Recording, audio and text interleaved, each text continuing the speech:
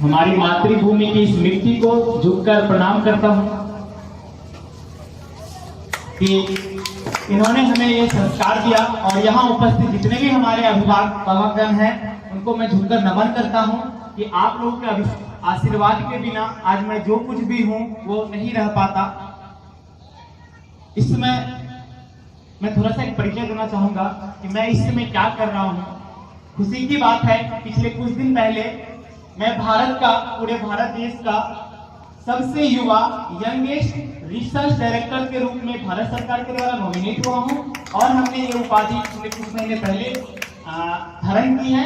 और अभी एशिया का सबसे बड़ा सीबीजी गैस का प्लांट, कंप्रेस्ड बायोगैस, आज पूरी दुनिया जो है वो पेट्रोल और डीजल से चल रही है, लेकिन उसका पैरेलल जो प्रोजेक्ट है, पैरेलल जो एनर्जी स्रोत है वो है सीएनजी गैस, जिसका एक छोटा सा रूप है सीबीजी। जो आज तक आप गाय के गोबर से सीबीजी गैस बनता था या फिर कचरा से बनता था, लेकिन हमारा एक नया इनोवेशन लेके आए, फ्रेश मड, जो गन्ना का वेस्ट मटेरियल होता है, हमने ये ढूंढ के भारत सरकार को दी। और एशिया का सबसे बड़ा प्लांट जो करनाल में लग रहा है और उसका मैं एक रिसर्च डायरेक्टर के तौर पे हम भूमिका निभा रहे हैं। और ये हमारे लिए गर्व की बात है कि मैं 21 साल की उम्र में इस उपाधि को धारण किया और आगे मैं अपने देश के लिए कुछ बेहतर करता रहूंगा, क्योंकि किसी महानुभाव ने कहा था कि देश की जिम्मेदारी नहीं है मुझे आगे बढ़ाने की, देश की जिम्मेदारी नहीं है मुझे आगे बढ़ाने की, मेरी जिम्मेदारी है देश को आगे ले जाने की। तो जब मैंने नासा जैसे बड़ी संस्था का ऑफर को स्वीकार किया, कई लोगों ने मुझसे कहा, आज भी कह रहे थे, तुम वहां चले जाते तो बेहतर जिंदगी रहती तुम्हारी। अरे तुमने सबसे बड़ी गलती की अपने जीवन का कि तुम वहां नहीं गए। तो मैं उनसे कुछ नहीं कहता हूं, मैं अपने आप में सोचता हूं कि मान लीजिए अगर हमारा घर गंदा है, वो कहते हैं कि रिसर्च आरएनडी में, साइंटिस्ट में कुछ नहीं रखा हुआ है हमारे देश में, तो मैं सोचता हूँ कि ठीक है, हमारा घर अगर गंदा होता है, उसमें झाले लग जाते हैं, उसमें मान लीजिए धूला पड़ जाता है, तो क्या हम पड़ोसी के घर चले जाते हैं रहने के लिए? कोई ऐसा करता है? नहीं। क्या करते हैं हम लोग? उस घर को साफ करते हैं। उसी तरह हमारा देश हमारा घर है, मानते हैं कि हमारे घर में थोड़ी सी गंदगी है तो उसे हमें साफ करना है, ना कि मुंह छुपा के डर के हमें दूसरे देश चले जाना है। तो मैं अपने आप से हमेशा यही कहता हूं, आज भी हमारे पास बॉस्टन यूनिवर्सिटी, आप जानते हो, कई लोग जानते हो, बॉस्टन यूनिवर्सिटी यूएस में है, जहां से मुझे आगे की रिसर्च के लिए भी ऑफर आया है। लेकिन कहीं ना कहीं हमारे पिछले 5 साल के वर्क रिकॉर्ड को देखते हुए माननीय प्रधानमंत्री मोदी जी ने के सानिध्य में हमें एज ए रिसर्च डायरेक्टर चुना गया। और आज देश के बड़े बड़े साइंटिस्ट, 97 साइंटिस्ट जो बड़े बड़े IIT, IIM में PhD होल्डर हैं, वो आज हमारे साथ काम कर रहे हैं। और हमें गर्व की बात है कि हम इस मिट्टी से हैं और इस देश के लिए कुछ बेहतर करना चाहते हैं, क्योंकि हमें इस मिट्टी ने बहुत कुछ दिया हुआ है। 3 ऋण आप लोगों ने सुना होगा, मातृ ऋण, पितृ ऋण, गुरु ऋण। चौथा ऋण होता है समाज का ऋण, जो सभी भूल जाते हैं। मतलब हमें इस मिट्टी ने जो कुछ दिया है हम उसको लौटा के नहीं दे पाते हैं। भगवान राम सबसे पहले पूजा करते थे अपनी मिट्टी का, वो लंका पार गए, समुद्र पार गए तो अपने यहाँ का अयोध्या की मिट्टी लेके गए। हमारा देश, हमारा राज्य, हमारा समाज, हमारा गांव, हमारी मिट्टी है, इससे बड़ा ना कोई भगवान है ना हो सकता है, और इंसान से बड़ा ना कोई चीज है ना कोई हो सकता है। आप चाहें तो आप कुछ भी बन सकते हैं। आप अपने जीवन में जब तक ठानेंगे नहीं तब तक कोई आपको करके देने वाला नहीं है। सीधी सीधी बात आप हम युवाओं से कहना चाहिए कि तब हम लोग सब साथ रहे हैं इसी मिट्टी से, हमारा बचपन यही बीता है। मैं अपने गुरुदेव चंदन भैया को बहुत बहुत प्रणाम करता हूं। आज उनके कारण मैं आज आप लोगों के सामने खड़ा हो पाया, उनके संस्कार के कारण। मैं इसी कॉन्वेंट में मैं पढ़ने जाया करता था अपने घर से यहाँ।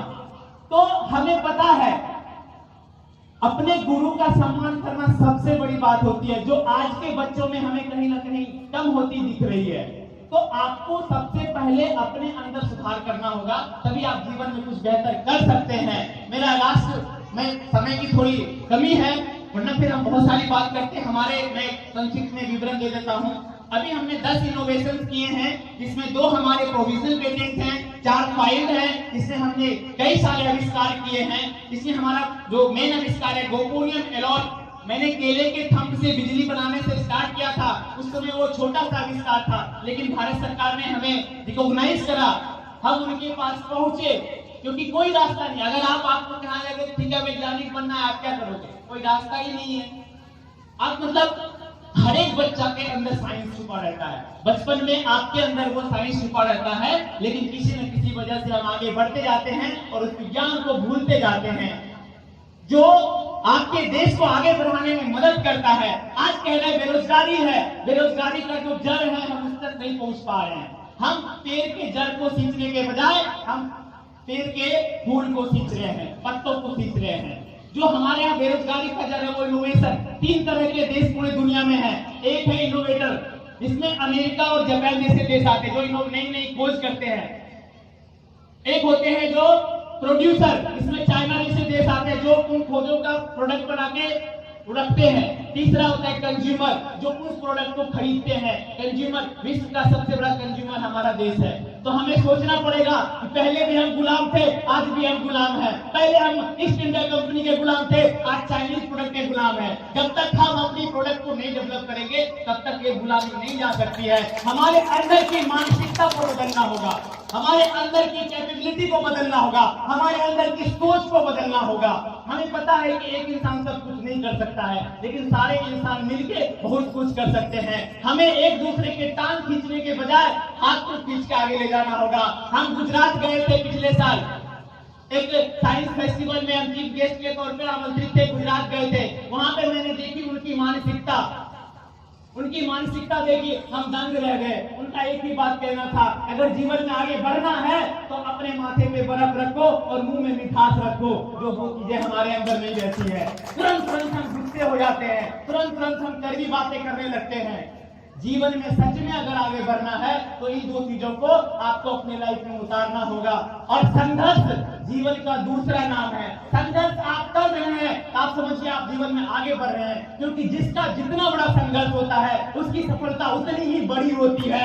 आपको लाइफ में ये याद रखना होगा कि बड़ी बनाई खाना कुछ मिनटों के लिए पेट भर सकता है, लेकिन आप अपने द्वारा बनाए गए खाने की अहमियत लाइफ टाइम तक को जान सकते हैं। तो जीवन में खुद पे भरोसा करिए। 4 लोग क्या कह रहे हैं इससे कोई मतलब नहीं है। आप अपने आप से क्या कह रहे हैं, अपने आप से क्या सोच रहे हैं, अपनी लाइफ में आप क्या चाहते हैं, ये इंपॉर्टेंट है। क्योंकि जीवन बहुत कम समय के लिए है। 60 साल की उम्र एक एवरेज रहती है। आप सेकंड का कीमत है, तो आप उसका उपयोग करिए, क्योंकि जीवन में हर चीज दोबारा मिल जाएगा, लेकिन समय कभी दोबारा लौट के नहीं आएगा। तो लाइफ में सबसे बड़ा समय है और उससे भी बड़े आप हैं, क्योंकि आप कोई भी एग्जाम, कोई भी सब्जेक्ट, कोई भी विज्ञान, कुछ भी चीजें जो है वो आपसे बड़ी नहीं है। कोई भी भाषा आपसे बड़ी नहीं है, क्योंकि आपने भाषा ने आपको नहीं बनाया है, आपने भाषा को बनाया। कैसे कोई एग्जाम से डर जाता है, हमें तो यही तारीफ लगती है। तो जीवन में आप अपने आप को समझिए। मैं पुनः संदीप भैया को बधाई देता हूं, एक बार इनके लिए जोरदार ताली बजाएंगे। और एक बार मैं अपने गांव के इन बच्चों के लिए जोरदार ताली बजाना चाहता हूं, जो आज आगे चल के भविष्य बनेंगे, इस समाज का, इस देश का नाम ऊंचा करेंगे। और मेरा एक ही प्रण है कि कुछ भी करेंगे, नमक रोटी खाएंगे, देश को नोबेल दिलाएंगे। आज 85 सालों से देश को नोबेल प्राइज, विश्व के इतिहास में हम विश्व गुरु कहे जाते थे, लेकिन आज कहाँ हैं? हमारे यहाँ तक्षशिला, विक्रमशिला जैसी विश्वविद्यालय थी, लेकिन आज की बड़ी संस्था हम कहते हैं IIT है, वर्ल्ड लेवल पे 200 रैंक के अंदर भी नहीं आती है। क्यों? सोचने वाली बात है, क्योंकि हम लोग सिर्फ पैकेज के पीछे भाग रहे हैं, और पैकेज के पीछे से सिर्फ और सिर्फ आपके अंदर नौकरशाही आएगी। तो पैकेज से ऊपर उठिए। दुनिया हमें अपने कदमों में झुका रही है, हमें भी दुनिया को अपने कदमों में झुकाना है। इसी चंद लाइनों के साथ मैं आप लोगों से आशीर्वाद चाहता हूं कि मैं जब तक इस दुनिया में रहूं, अपने देश के लिए, अपने समाज के लिए करता रहूं। बहुत बहुत धन्यवाद। Thank you.